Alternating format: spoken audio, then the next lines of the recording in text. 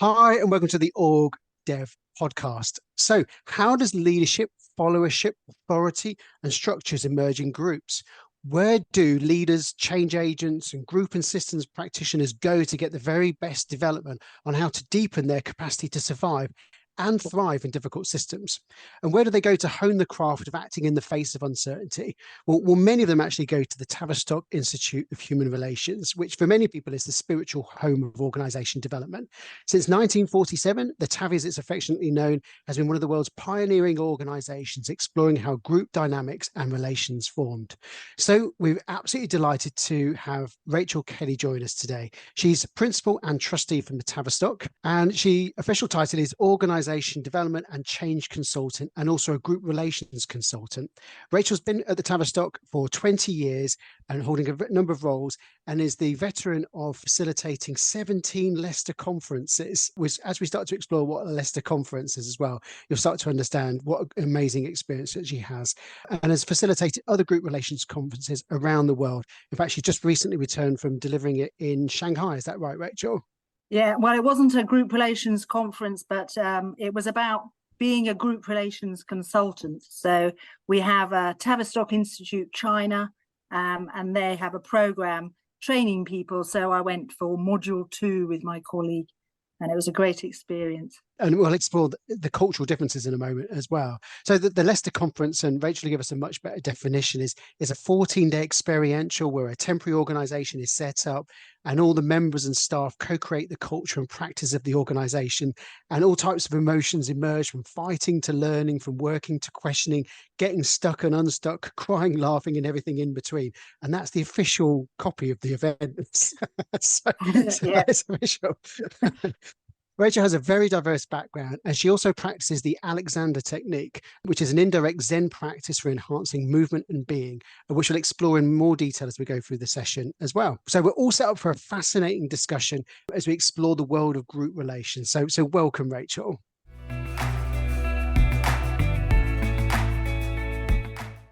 Thanks very much. It's great to be here. So just to get started, just tell us a bit about your role and what you do. What does being a group relations consultant mean?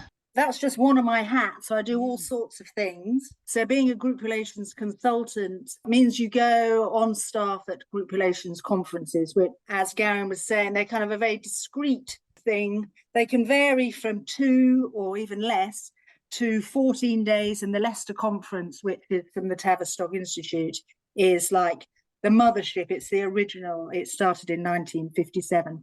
And it involves, well, the members of the conference, they arrive from all over the world, usually between 25 and to 30 different nationalities, and they get into groups. So there are some set groups. So there's a small group that a member would be in, and then there's the large group, which is all the members.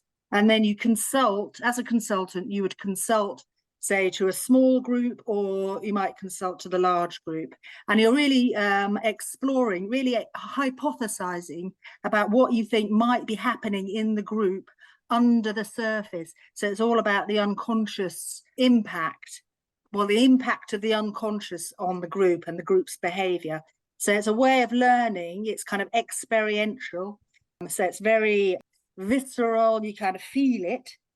And you feel all sorts of things, in fact, and you're working out, learning about how people behave in groups, basically. So ultimately, it's about teamwork, it's about leadership, it's about followership, authority, taking up your own personal authority, in fact, which again is a kind of embodied, visceral thing. You can kind of feel it when you're taking up your authority, you feel it. Yeah, so it's endlessly fascinating, and I love it. So that's one part of your role. What do the other bits of your role look like?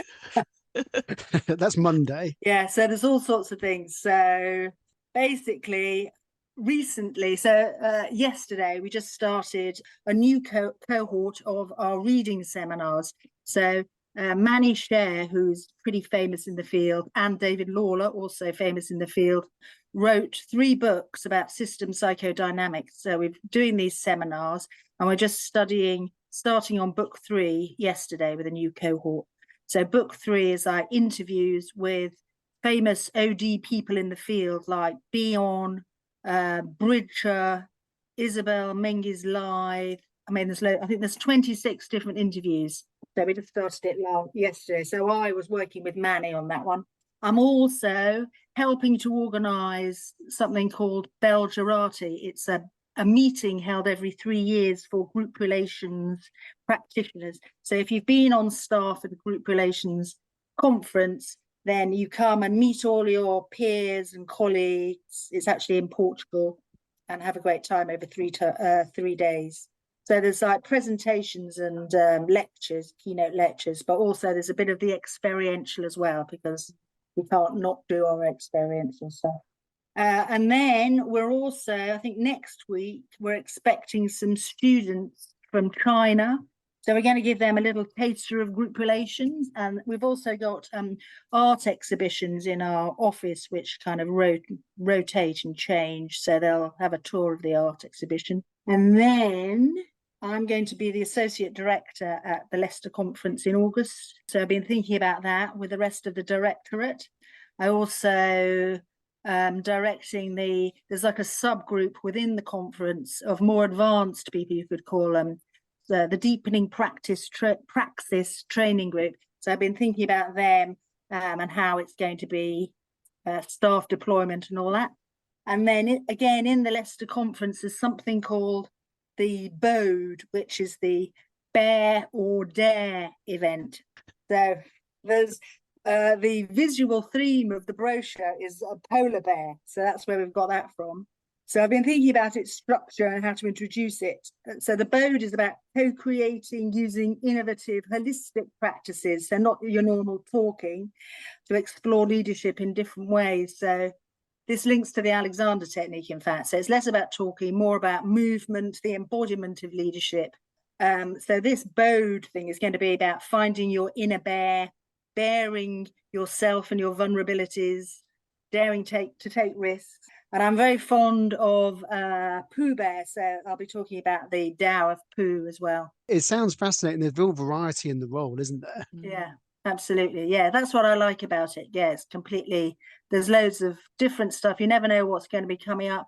And there's something about being challenged. So it's not easy work. So it can be anxiety provoking. So one of my main things over the years has been about managing my anxiety and being able to contain other people's anxiety.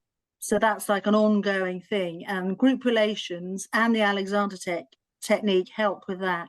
So the Alexander technique is used in drama schools, music schools, because it's really about how you take up a role. I mean, there's the kind of practical thing where, people, when they're going on stage, they get stage fright and, it's kind of feels terrible. So Alexander technique helps with that.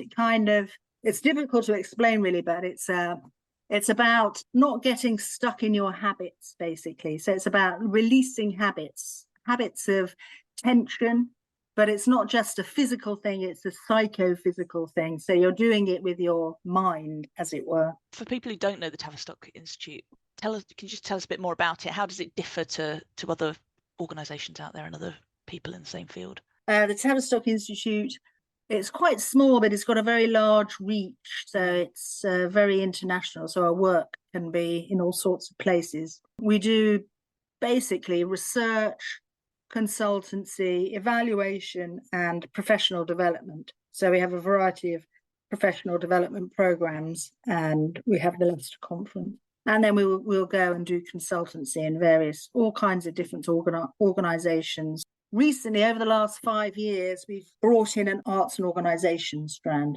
So that's about bringing creativity into your work. And I've benefited from this really, because I was on the faculty of a program, so a PD program. We've got the Deepening Creative Practice in Organisations program.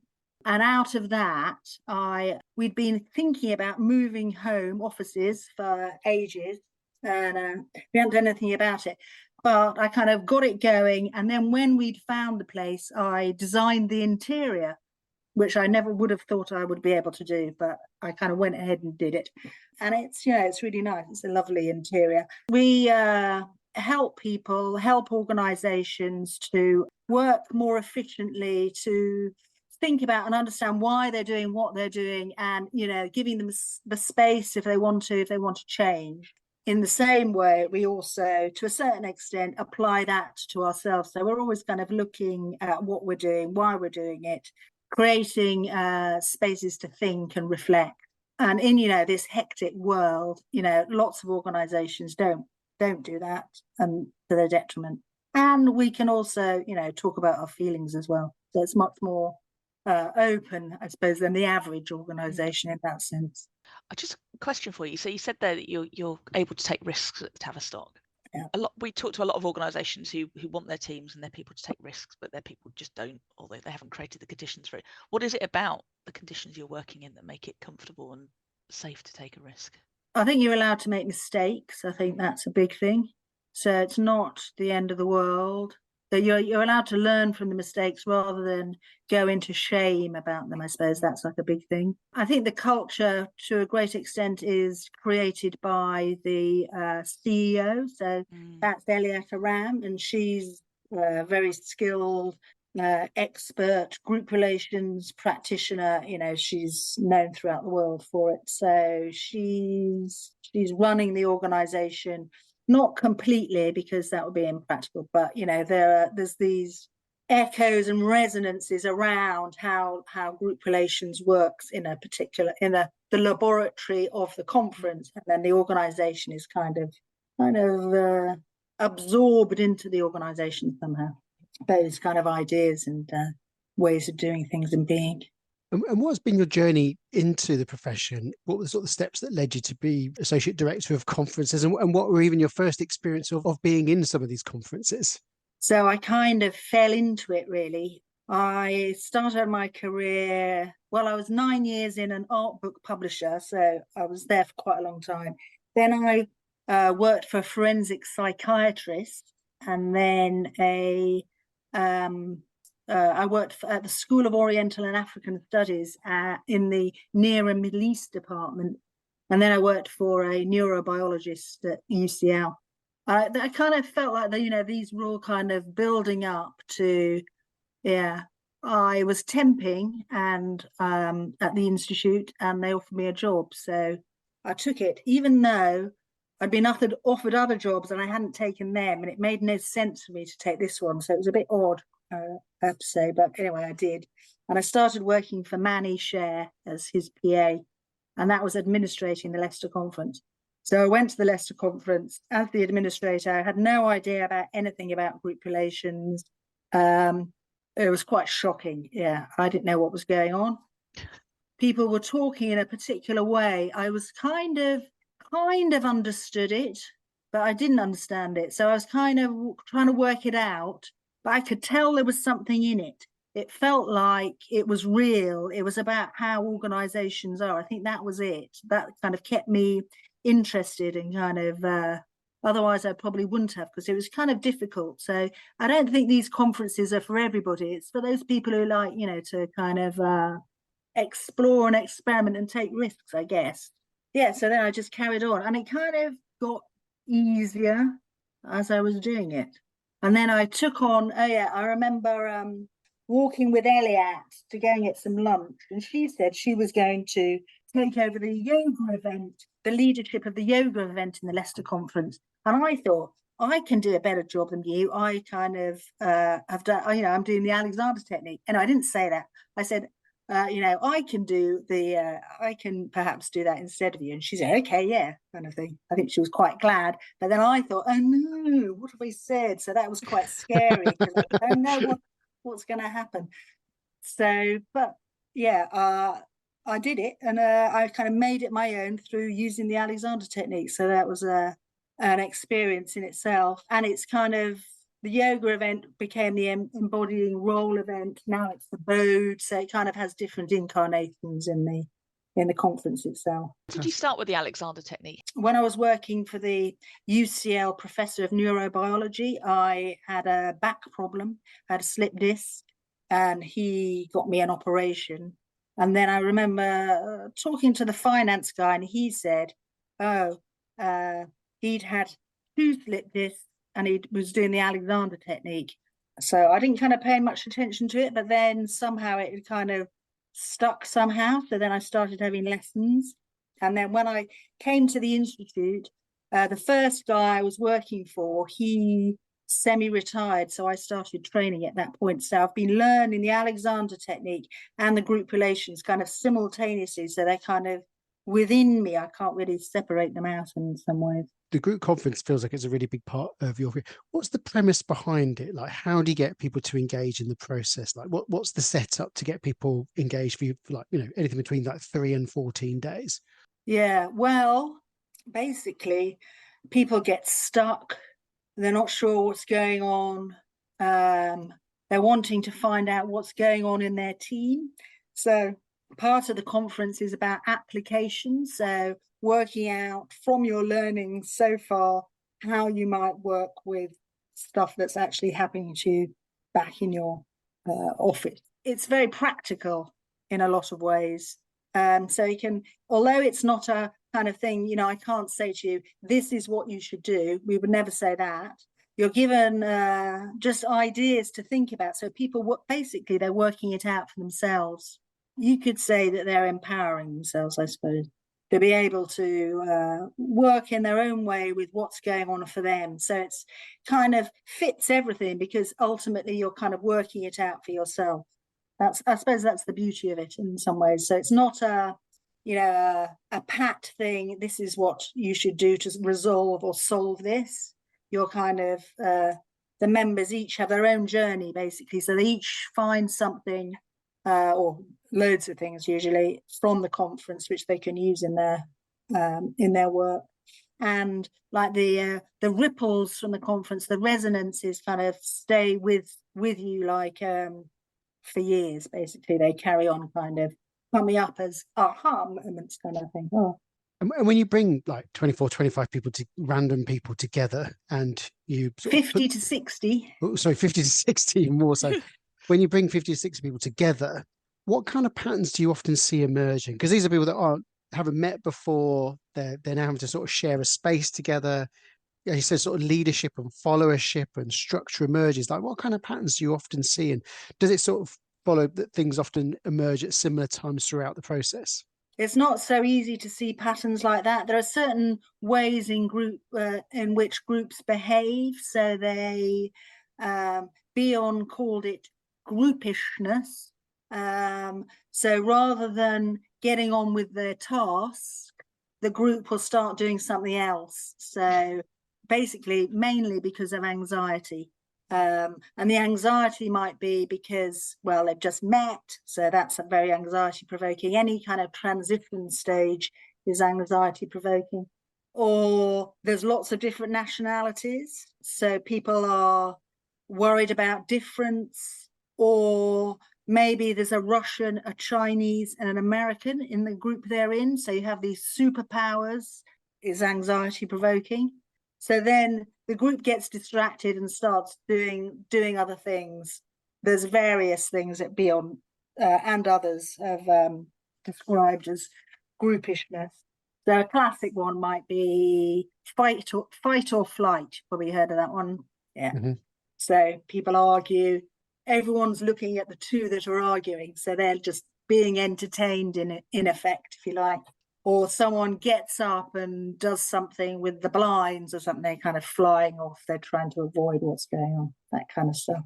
And so is it the right word? Like, is it like an intervention or just a sort of a noticing by? It's we call it a hypothesis. So we're saying maybe this is going on. We don't actually know what's going on in the unconscious definitively, but from my experience, this is what I think might be happening. So you're bringing it to the group, and then they can work with it or not as they choose. Like person A reaches for the blind, and it could be a number of things, like to sort of exert some control or to just distract or something like that. Yeah. So they're kind of learning about how they turn up in a group setting, are they? And like what might be some of the insight they receive from that? So I would never, as a consultant, I would never speak to an individual about the individual. I would only ever talk about what's happening in the group.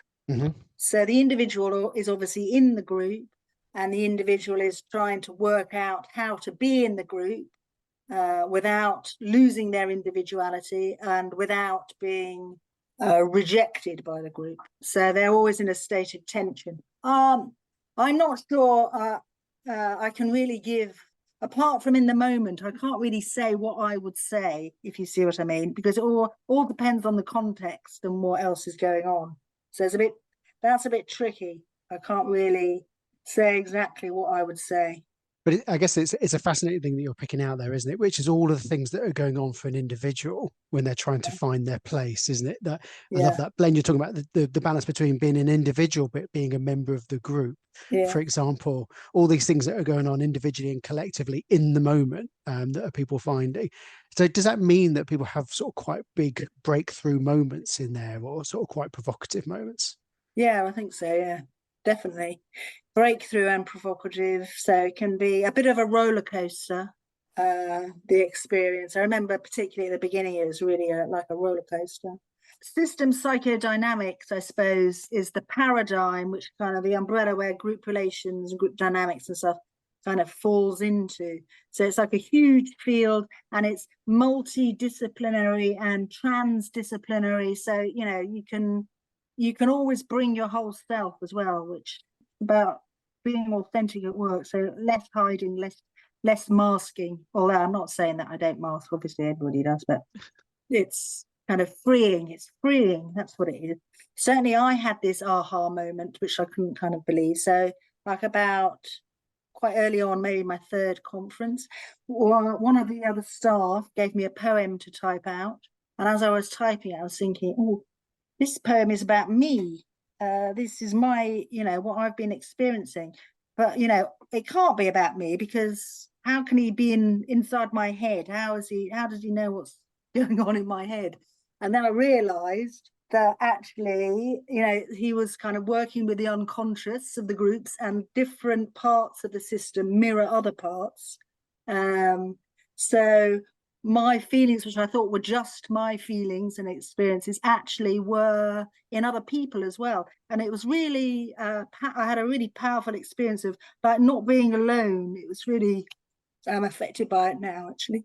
Yeah.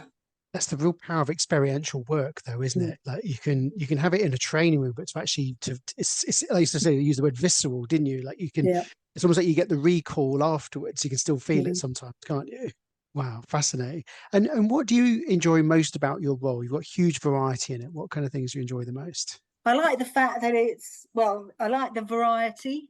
So, you know, understanding more about different organizations. So when we're doing projects, working with my colleagues, so we usually work in pairs if we're going into consultancy. So you're always with someone else who you can kind of talk to about what's going on, which I think is really valuable.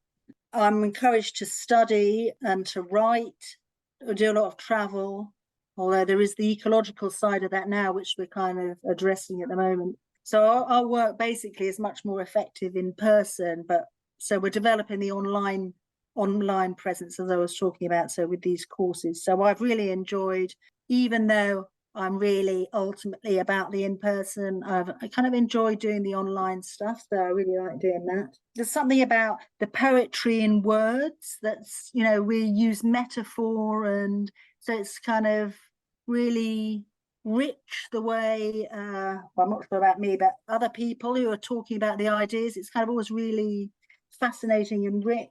And as I was saying, the creativity, I'm encouraged to be creative. It's like there's all, if I can bring my whole self to work. So, you know, when I was, you know, near the beginning, when, you know, I was just learning the Alexander technique, I was being encouraged then to bring that, but I wasn't able to kind of articulate it at that point. But as you can tell, I'm not necessarily that good at articulating it now, because it's a bit like the way, if you like. So I don't know if you know the Tao, which is like a path to a universal way of being, like an indirect path, but you can't really talk about it directly. It's always indirect. The Alexander technique is like that. So I'm really getting into the Tao and leadership, and wanting to basically working out what kind of qualities that I need to be more Tao, if you like. Finding my inner poo. That's how I describe it. Poo with an H on the end. It sounds like it's a real learning journey being a It is. consultant, isn't it? It doesn't sound as if like you're projecting yourself into the role of expert. It's No. how does that work? That kind of learning journey that you're on. I suppose even in these group relations conferences, the staff are there to provide learning opportunities for the members. That's the main thing. However, it just so happens that actually you're learning as being a staff member at the same time. So and if you think of yourself as the expert, as the one that knows, that can be problematic in that you're not in a learning mode. And it's partly about modeling the learning mode for the members so that they can see you doing that. You don't have to know everything. And there's the idea of hypothesizing. You're not saying this is how it is. You're saying perhaps something is going on like this, which I like that. And I am always, well, not always, I guess, but I would like to be always in the learning mode, really. Well, it's about curiosity, developing your curiosity, I think. When you think about the work you do, what do you find most challenging? Well, I mentioned before about the anxiety. That is probably the most challenging thing. In the group setting, do people sort of project their emotions onto you? There's a constant sort of feeling of that? Yeah, so there's all sorts of projections. So you're the authority figure, as it were, in the group, and they look to you to lead it, but of course you don't lead it. So then they get really annoyed because you're not leading it, you're consulting to it. It can be a bit confusing. It's about staying in your role, being clear about your role as far as possible, although, you're developing the role. The more you do it, you have different ideas about it as you go along. Again, that's the kind of interesting part of it, because it doesn't you never kind of know it. There's always more stuff to kind of find out. That's what I like about it. Challenging wise, I suppose I keep on testing myself, really. So kind of in the taking risks, doing things that I don't know that I'm going to be able to do. I think that's the kind of challenging thing. So experimenting and saying I'll do so. This is what I keep doing. I'll say I'm going to do something, and then I have to do it. Leads to an interesting work life, doesn't it? From your perspective, what are some of the biggest lessons you've learned along the way in this journey? I suppose I've really mentioned them already. So taking risks to realize your potential, that I'm not alone with my feelings. I'm not just an individual having my feelings. That we're all in groups. Even if we're in a group in our heads, we're in lots of different groups. And our feelings they are our own, but they're also other people's too. I suppose one big thing is people pushing their anxiety onto me, so projecting their anxiety onto me. This was very much at the beginning. So that's a kind of classic, not having to accept projections. They don't have to accept them. That's a good one. And very hard fought lessons they are as well, because it's almost like they also talk about in OD like sort of self as instrument, isn't it? And it's understanding that you're part of it. And when you're in a group setting, it's that power, because the invitation to become the lead or to be is so seductive and strong, isn't it? They come from a system that's how things are, that kind of learned helplessness, isn't it? And exactly. How do you notice it in the moment? Do you have supervision as well? So in the conference, we have like staff meetings. So we have lots of staff meetings. So they go on till, well, I have been in ones that went on to like 1 a.m. or so. They don't do that anymore. Let's say 11:30 or something like that. So you're meeting in the stuff. So that's like the way, talking about what's going on. Talking not so much about the members, but about the themes, what's going on, how we're finding it, that kind of stuff. So it's like a debrief that happens at the end of the day. Yeah, and in the middle, bits in the middle, and sometimes, for a few minutes after particular events. So we're always trying to check in. And what you talked about, taking some of your learning online, so using that platform to try test out online learning for teamwork. What have you learned along the way so far in kind of doing that? Because it's quite a different way of working and interacting. Yeah, so I was quite worried, how are we going to translate some of our work so it's easy to understand by the average person? So there was that, making it into something that people would be interested in doing. I think we've managed to do that. But there is this, without the experiential aspect to it, it's a little, it's not the same. It's, they're doing a course. It is just like a course, basically. Although they're encouraged to journal, to think about what's happening, thinking about the course, the ideas in the course, and then thinking about their work. So they're encouraged to kind of, apply what they're learning. And also there's like social learning. So they've got their co-learners. So lots of them have been writing stuff underneath each of the steps. So it's kind of broken down into small chunks of steps. Journaling's such a powerful tool, isn't it? We're always trying to get people that we work with to journal. What is the power of journaling from your perspective? What does it do? The main thing, I guess, it's giving you a chance to reflect. So it's like a space for yourself to think about what's going on. And just giving yourself that space means all sorts of other things come out, and you make connections between different things, which you may not have done otherwise without the journal. It's like a precious space to write or record, and it's kind of honoring yourself. I think when people journal, I think that's an important thing as well. You don't have to write very much. You can write as little or as much as you like. I think, it shouldn't be a chore. It should be something that's kind of really makes more of what you're learning, and kind of really, I think, have a profound effect on what you're learning. So is there a resource that you've been inspired by, or a book that you've particularly enjoyed? It could be a podcast, that something that you've actually read in your journey or recently, just thinking, that's really developed my thinking. I suppose the Tao of Pooh. There's something called A Widening Field, that's written by an Alexander teacher and a dancer, which is it's really you can just dip into it. It's really nice. I think anyway, A Widening Field is the name of the book.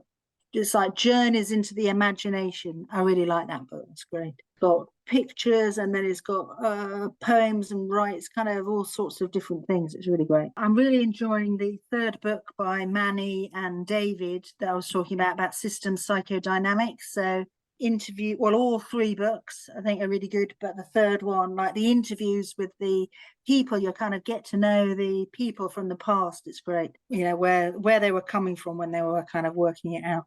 Right. And Manny's great, because was it Manny that I met at the book launch, where I met you and I got free advice?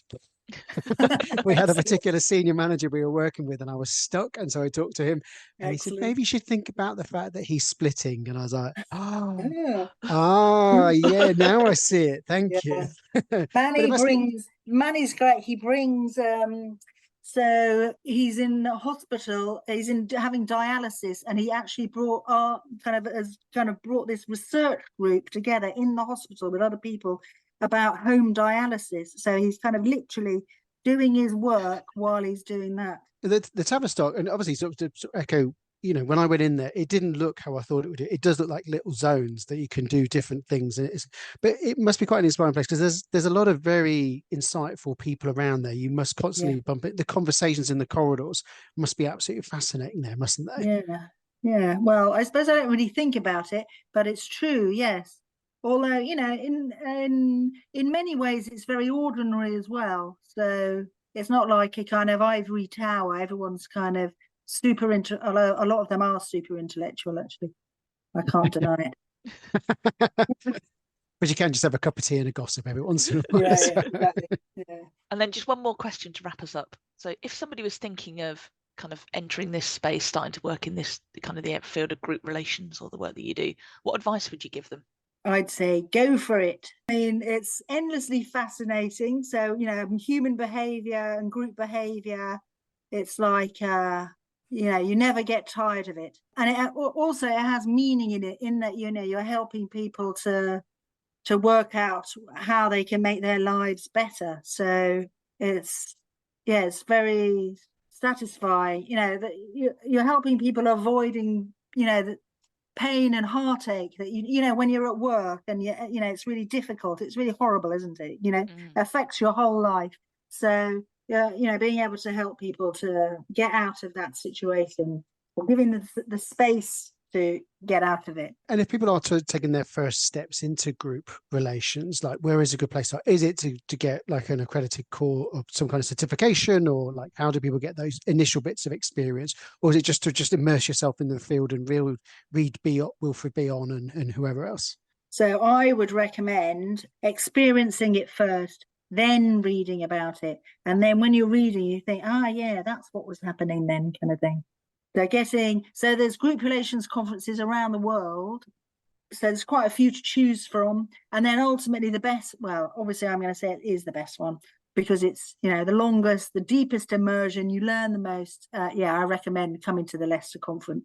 Brilliant. I think, Danny, we're going to have to check our training budget here to see if we can put ourselves both on it. Well, if you really want to come, there's a bursary, you get early, not now though, it's too late for this year, but there's early birds and discounts and bursaries. So yeah, if somebody really wants to come, we like to be able to help them to come if at all possible. Well, thank you so much, Rachel. It's been a really, really fascinating conversation. You've really opened our eyes to a whole range of different areas and really given a lot of people areas to focus on and to read more into. And just the field of group relations sounds absolutely fascinating. 3 things that I'm taking away from the conversation today. Obviously, just the importance of projection. It's such a thing, and noticing when it's happening and how it impacts you as well, and separating what's people stuff and your own personal things as well. You introduced the idea of groupishness by Bion, which I thought was a fascinating concept. What is it that people do, and being aware of it. Oh yeah, so the thing you were talking about in terms of when you're feeling something individually, it's very likely that the group are also feeling the same thing as well. So actually that's potentially data that people need to be aware of too. Danny, how about you? What's you taking away? I was going to reflect some of that, but I think for me, the importance of having a hypothesis and holding it very lightly and never enforcing your views and certainty on others. I love what you said about the staff being there to provide learning opportunities for participants. I think if we have that as our frame, then we're not going to go far wrong. And then just the very last, almost the last thing you said about experience first, then read. And that's probably me, because I need to, I'm inclined to do it the other way around, to read and then experience. So that's kind of my own stuff. Well, thanks very much. I had a really great time. I really enjoyed it. I wasn't expecting to, because it's a podcast. Oops. But yeah, I've kind of enjoyed it. Wonderful. And if everybody wants to connect you based on today's conversation or follow your work, what's the best way for people to reach out to you, or even the Tavistock as well? I can send you a website and give my email address. I'm happy for people to drop me an email. Depends what they want, really. But I'm happy to have conversations with people about whatever, interests them. So that's the main thing. Well, I think our audience will be really interested in it. And what we'll do is we'll add it in the show notes, like your LinkedIn profile, and we'll put links to the Tavistock and the Leicester conference as well. Because I think there's lots of fascinating, and we may even sprinkle a few of your book references in there too. I know that Danny and I definitely got to read them too. Yes. Well, I've got another one, Body Learning by this great, he's American, but the stuff about leadership at the back of it. It's about the Alexander technique. Body Learning by what's his name? We love a good book reference. Add it to my pile. Michael Gelb.